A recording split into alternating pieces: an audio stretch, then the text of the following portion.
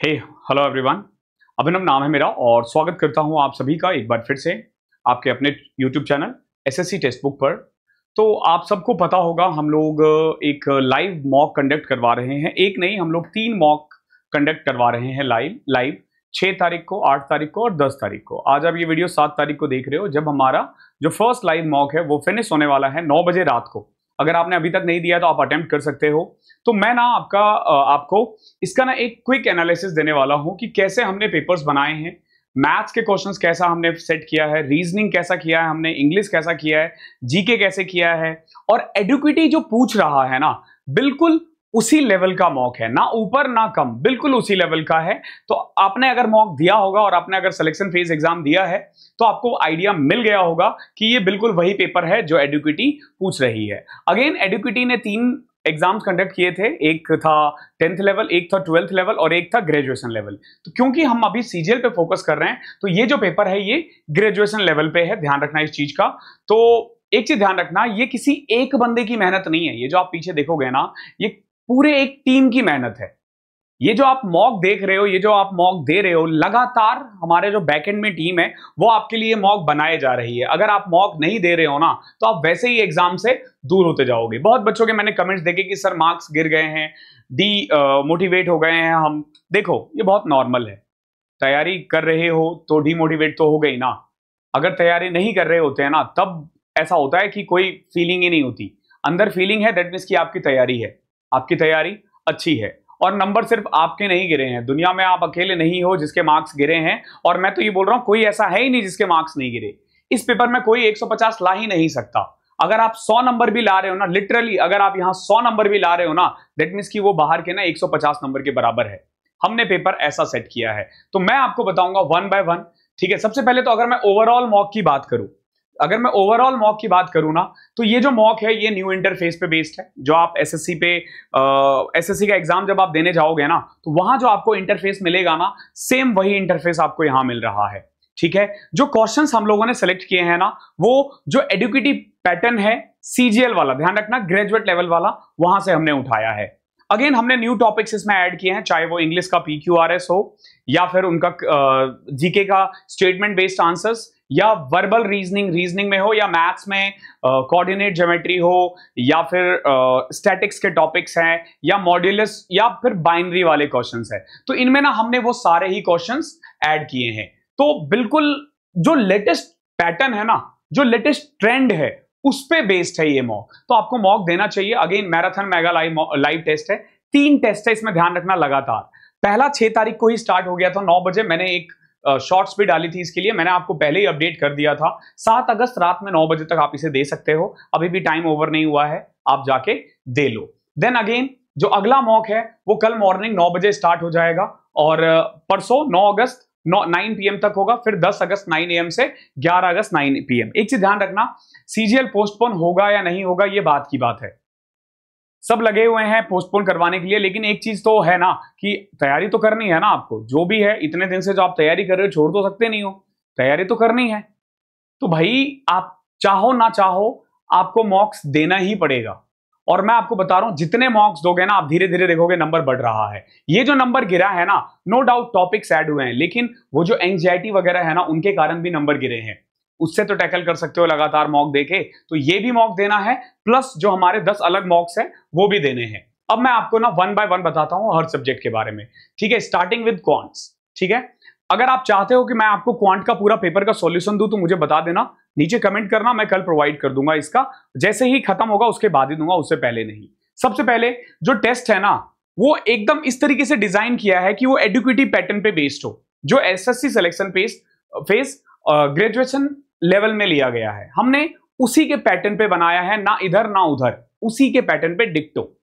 कुछ topics add हुए थे लाइक परमुटेशन कॉम्बिनेशन, प्रोबेबिलिटी हो गया, या स्टैट्स हो गया, या कोऑर्डिनेट ज्योमेट्री हो गए, या एलिमेंट्री स्टैटिक्स जो कंसेप्ट बेस है। ध्यान रखना, कंसेप्ट बेस का मतलब ये है कि क्वेश्चंस जो है ना वो बहुत टफ नहीं मिलेंगे आपको।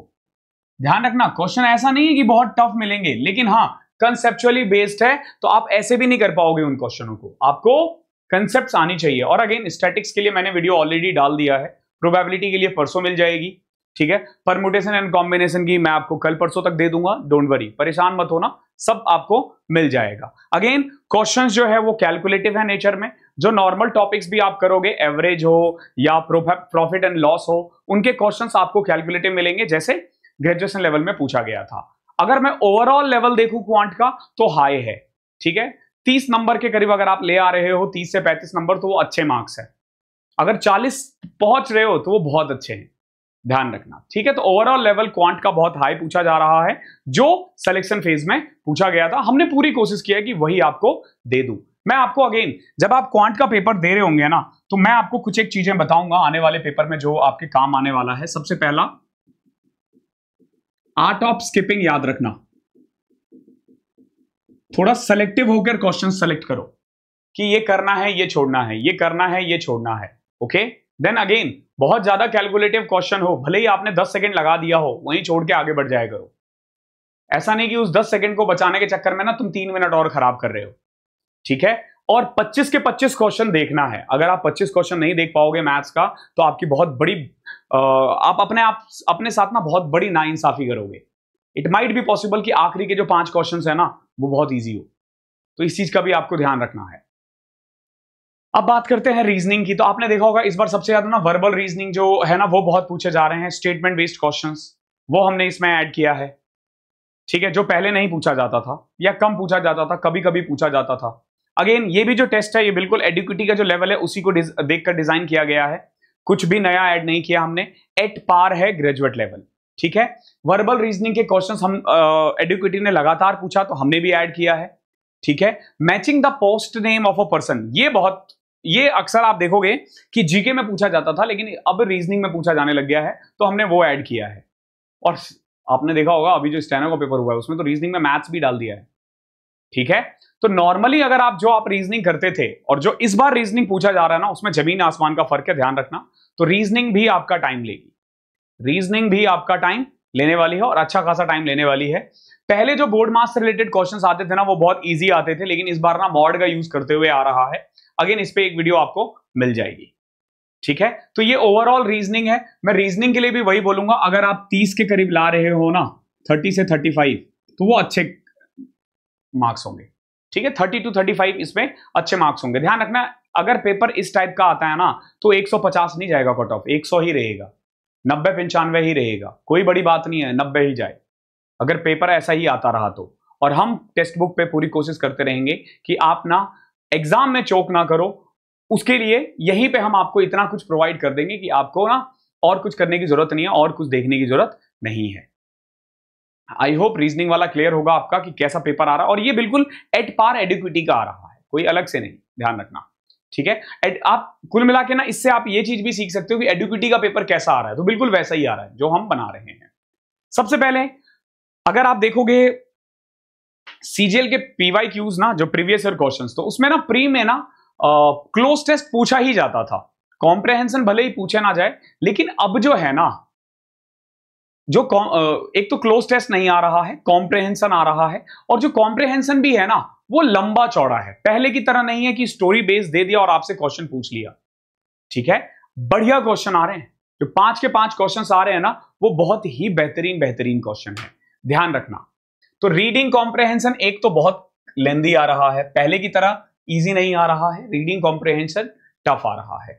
जब मैं पीक्यूआरएस के बारे में बात करूं ना, तो पहले 4 स्टेटमेंट को आगे पीछे करने के लिए आया करता था, लेकिन अभी क्या हो रहा है ना, अभी ध्यान रखना, पहला और छठा फिक्स कर देंगे, और बीच के जो 4 है ना, PQRS, अब इनको आपको आगे पीछे करते रहना है। अगेन, बहुत बढ़िया क्वेश्चन आ रहा है, बिल्कुल पहले की तरह नहीं आ रहा है कि आपने डायरेक्ट मुंह उठाया और कर दिया, ठीक है। तो आपको पढ़ना पड़ेगा, ठीक है। उसके अलावा अगर आप फिल इन द ब्लैंक्स देखोगे, जो एडुकेटी में पूछा गया था, एक नया पैटर्न था फिल इन द ब्लैंक्स का, कि same fill in the blanks ना, जैसे एक ही स्टेटमेंट में ना 3 या 2 फिल इन द ब्लैंक्स दे देंगे, और आपको ना अलग अलग स्टेटमेंट, मतलब एक वर्ड वहां पे डालना होगा, ठीक है। तो अगेन, ये डिफिकल्ट लेवल है, और जो आपके पास जो 4 ऑप्शंस भी है, वो बहुत क्लोज है, बहुत ही ज्यादा क्लोज है। तो ये ध्यान रखना, फिल इन द ब्लैंक्स का भी पैटर्न चेंज हो गया, पहले की तरह नहीं रहा है। इसके बाद अगर मैं एरर स्पॉटिंग के बारे में बात करूं, तो पहले कॉमन एरर बहुत इजी आते थे। बच्चा अगर ग्रामर, बेसिक्स ग्रामर भी पढ़ा है ना, तो वो कर लेगा। लेकिन अब क्या है ना, अब आपको ग्रामर भी आना चाहिए, उसके अपवाद भी आने चाहिए और एरर भी इन डेप्थ आना चाहिए। अब जैसे ये देखो, one question requires identifying the error from 4 different sentence instead of just one, this raises the difficulty level of the section. यानी कि हो क्या रहा है ना, आपको 4 डिफरेंट सेंटेंसेस में आपको आइडेंटिफाई करने की जरूरत है। पहले तो हम लोग एक में ही करते थे, अब चारों में भी पूछा जा रहा है। तो अगेन डिफिकल्टी लेवल इंग्लिश में भी बहुत बड़ा है। अगर मैं इसमें 5वां पॉइंट बताऊं तो एक थोरो अंडरस्टैंडिंग चाहिए ग्रामर के लिए। पहले की तरह नहीं है कि आपने पढ़ लिया हो गया, फिल इन द ब्लैंक्स बहुत टफ आ रहा है, ठीक है, ग्रामर के क्वेश्चंस बहुत अच्छे आ रहे हैं, ठीक है, ग्रामर का इन डेप्थ नॉलेज बहुत जरूरी है। पहले क्या होता था ना, अगर एक बच्चा जिसकी इंग्लिश ठीक ठाक है वो जाके पेपर दे देता था, अब आपको ग्रामर अच्छा होना मस्ट है, ठीक है। अगेन जो वोकेबलरी है ना वो पहले की तरह नहीं रहा, PYQ बेस्ड, ठीक है। तो प्रीवियस ईयर की जितनी भी किताबें थी, अभी मत फेंकना, बहुत काम की चीजें हैं, ऑब्वियस सी बात है, लेकिन जितने भी वोकैब्स आ रहे हैं ना वो बिल्कुल नए हैं, अनटच्ड, ठीक है। जैसा अपना वो कहता है ना, हमारा जो SSC चेयरमैन साहब कहते हैं ना, बिल्कुल वर्जिन क्वेश्चन, तो बिल्कुल वोकैब वही आ रहा है। अभी तक ऐसे क्वेश्चंस पूछे नहीं गए थे, अभी तक वो क्वेश्चंस नहीं पूछे गए थे, ठीक है। लेवल बढ़ाओ, सर्वर अच्छा रखो, लेवल बढ़ाना है, जितना बढ़ाना है बढ़ाओ, आपके ऊपर है, ठीक है। क्वेश्चंस एक से दूसरे जाने में आप टाइम मत खराब करो, विद इन सेकेंड्स हो जाना चाहिए, आप करो ना, लेवल आपको बढ़ाना बढ़ाओ। लेवल बढ़ाने के लिए हम बिल्कुल भी वो नहीं करेंगे, लेवल बढ़ाना है बढ़ा लो, ठीक है, जितना करना है कर लो, लेकिन हर साल वही रखना, ये नहीं कि कभी कभी कुछ। एंड लास्ट में देखो जीके, पहले ना एक क्वेश्चन पूछा जाता था कि अकबर कब पैदा हुआ, अब पूछा जा रहा है अकबर कब और कहां पैदा हुआ, ठीक है।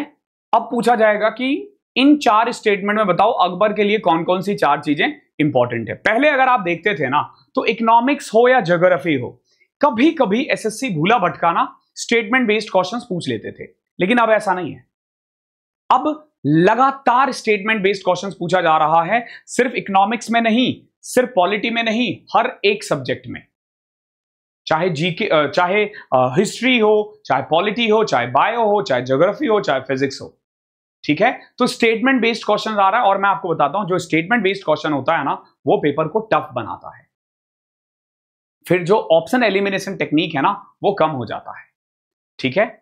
अगेन जो भी पेपर बना है वो एडुकेटी बेस्ड है, जो जिन बच्चों ने सिलेक्शन फेज दिया है उनको पता होगा, जिनको नहीं पता है, जिन्होंने नहीं दिया है सिलेक्शन फेज, वो यहां आकर आप देख सकते हो कि क्या डर है, ठीक है। अगेन कंसेप्चुअल क्वेश्चंस पूछे जा रहे हैं, रट्टाफिकेशन वाले नहीं कि आपने रट लिया हो गया, ओके, बिल्कुल वो नहीं। और इस बार एक चीज जो अच्छा पूछा जा रहा है ना, पहले क्या होता था ना, करंट अफेयर्स जो पूछे जाते थे ना वो हिस्ट्री की तरह पूछा जाता था। अब बोलोगे सर हिस्ट्री कैसे, तो करंट अफेयर में ना वो लोग 5-5 साल पुराना पूछा जाता था, अब ऐसा नहीं है। जो करंट अफेयर के क्वेश्चंस है वो करंट अफेयर के ही है, जो 2024 और 25 के हैं। तो करंट अफेयर के लिए मैं यही बोलूंगा कि जो भी पेपर पैटर्न सेट कर रहे हैं, क्वेश्चंस अच्छे सेट कर रहे हैं, तो आप पिछले 1 साल 1.5 साल का देख लेना, 2024-25 का देख लेना, वो आपके लिए सफिशिएंट होगा, ठीक है। तो ये हमारा मॉक 1 था, हमने इस तरीके से इसको डेवलप किया था। इसी तरीके से हम लोग मॉक 2 और मॉक 3 भी डेवलप करेंगे। अगर आप चाहते हो कि इनका सॉल्यूशन आपको मिले तो आपको कमेंट करना होगा अच्छा खासा नंबर में। अगर हमें लगता है कि नंबर्स बहुत है तो मैं आपको कल मैथ्स का प्रोवाइड कर दूंगा। ऐसे ही जैसे ही हमारा लाइव टेस्ट 2 खत्म होगा हम 2 का करवा देंगे, 3 का है तो 3 का खत्म करवा देंगे, ठीक है। अगेन ये जो मॉक देख रहे हो ये ऐसे नहीं कि कहीं से उठा लिया गया, कहीं से उठा लिया गया, बहुत मेहनत करके बनाया गया है और आपके लिए बनाया गया है, ताकि एग्जाम वाले दिन ना आप चोक ना करो, आपको घबराहट ना हो, आपको एंग्जाइटी ना आए, आप परेशान ना रहो, आप अपने एग्जाम डे में फेल ना करो। उसके लिए हमने ये मॉक कंडक्ट करवाया है आप लोगों के लिए, और ये बिल्कुल फ्री ऑफ कॉस्ट है। इसके लिए ना कोई पैसा पे नहीं करना आपको, ओके, कोई पैसा पे नहीं करना है कि हम आपको जाके एडवर्टीजमेंट कर रहे हैं कि ले लो, ये खरीद लो, वो खरीद लो, फ्री है। लिंक मिल जाएगा डिस्क्रिप्शन में। अगर गलती से एक छूट भी गया है ना तो 2 मॉक है, जाओ और मॉक दो, मॉक से ही होगा। Thank you so much.